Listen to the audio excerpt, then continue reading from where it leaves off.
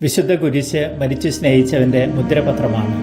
തന്നെ അനുഗമിക്കുവാൻ ആഗ്രഹിക്കുന്നവരോട് ഈശോ പറഞ്ഞത് ഇതാണ്: അനുദിനവും കുരിശ് ചുമക്കണം, തനിക്കിഷ്ടമുള്ളവരെ ഉപേക്ഷിക്കണം, പോരാ തന്നെയും തനിക്കുള്ളതും ഉപേക്ഷിക്കുവാൻ തയ്യാറാകണം. ഇത് അഭയാർത്ഥികളുടെ പ്രയാണമല്ല, കുരിശിൽ നിന്നും ഓടി മാറുന്നതുമല്ല. അനുദിന കുരിശും ചുമന്ന് സുവിശേഷം പകരുവാൻ പോകുന്ന ആത്മായരാണ്. ഒരു വഞ്ചിക്കടവിൽ അക്കരയ്ക്ക് യാത്ര ചെയ്യുവാൻ നിൽക്കുന്ന അപ്പസ്തോലർ. അയക്കപ്പെട്ട 72 ശിഷ്യന്മാരെ പോലെ ഈശോയോട് എന്തെങ്കിലുമൊക്കെ പങ്കുവയ്ക്കുവാൻ ഇവർക്കും ധാരാളം അനുഭവങ്ങളുണ്ട്. സന്യാസികൾ പോലും ജീവിതം സുരക്ഷിതമാക്കുവാൻ നെട്ടോട്ടം ഓടുമ്പോഴാണ് ഈശോ തന്നെ പിന്തുടരുവാൻ ആഗ്രഹിക്കുന്ന സാധാരണക്കാരനായ മനുഷ്യരുടെ നിബന്ധനകൾ വയ്ക്കുന്നത്. 12 പേരെ അനേകം ശിഷ്യരിൽ നിന്നും ഈശോ തിരഞ്ഞെടുത്തത് അവർ വിശുദ്ധരാകാൻ വേണ്ടിയാണോ? അല്ല. എല്ലാ ശിഷ്യരും നല്ലവരായി നന്മ ചെയ്യുവാൻ കടപ്പെട്ടവരാണ്. പക്ഷേ പ്രത്യേക വിളിയുണ്ടെന്ന് അവകാശപ്പെടുന്നവരിൽ നിന്നും ഈശോ കൂടുതൽ ആവശ്യപ്പെടുന്നുണ്ട്. മദർ തെരേസ നല്ലൊരു അപ്പസ്തോലയാണ്. ആരെയും മാമോദിസ മുക്കാനുള്ള പട്ടം നേടിയില്ല. പക്ഷേ ഈശോയ്ക്ക് വേണ്ടി സുവിശേഷം ജീവിതത്തിലൂടെ പ്രസംഗിച്ച് അനേകരെ ഈശോയുടെ ശിഷ്യരാക്കി.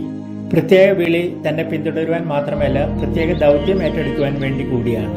ഈശോ മുന്നറിയിപ്പ് നൽകുന്നുണ്ട്: തൻ്റെ കുരിശ് ഉപേക്ഷിച്ച് വരുന്നവൻ എൻ്റെ വഴിക്കല്ല, തൻ്റെ ബന്ധുക്കളെ ചുറ്റി നടക്കുന്നവൻ എന്നെ ചുറ്റി നടക്കണ്ട. ഈ ലോകത്തിൽ ഭാവിയും സുരക്ഷിതത്വവും തേടി സമ്പത്തിന് പുറകെ പോകുന്നവൻ്റെ ആരാധനാ കേന്ദ്രം ഞാനല്ല. തനിക്കുള്ളതെല്ലാം ഉപേക്ഷിക്കാതെ നിങ്ങളിൽ ആർക്കും എൻ്റെ ശിഷ്യനാവുക സാധ്യമല്ല. ഇന്ന് സന്യാസികളെ പോലും ഈശോയിൽ നിന്ന് അകറ്റുന്ന വചനങ്ങളാണിത്. 2 സഞ്ചി വേണ്ട, 2 ജോഡി ചെരുപ്പ് വേണ്ട എന്നൊക്കെ പറഞ്ഞത് താനായിരിക്കണം ഒരുവൻ്റെ സമ്പത്ത് എന്ന് വെളിവാക്കാനാണ്. എന്നാൽ അർപ്പിത ജീവിതത്തിലേക്ക് വരുന്നവർക്ക് പോലും ഈശോയുടെ പരിപാലനയിൽ വിശ്വാസമില്ല. പ്രത്യേകം വിളിക്കപ്പെട്ടവർക്ക് നൽകപ്പെട്ട ദൗത്യം ഇന്നത്തെ വിളിക്കപ്പെട്ടവർ ഏറ്റെടുക്കുന്നില്ലെന്ന് മാത്രമല്ല, വിളിക്ക് പുതുവ്യാഖ്യാനങ്ങൾ നൽകി തങ്ങളുടെ ഇഷ്ട ജീവിതത്തിന് സംരക്ഷണവും നൽകുന്നു. നമ്മുടെ സന്യാസി ജീവിതത്തെ വെല്ലുവിളിക്കുന്ന തിരുവചനങ്ങളെ വ്യാഖ്യാനിച്ച് തങ്ങൾക്ക് അനുരൂപമാക്കുന്ന സന്യാസികളുടെ സാമർഥ്യം വക്കീലന്മാരോട് കിടപിടിക്കുന്നതാണ്.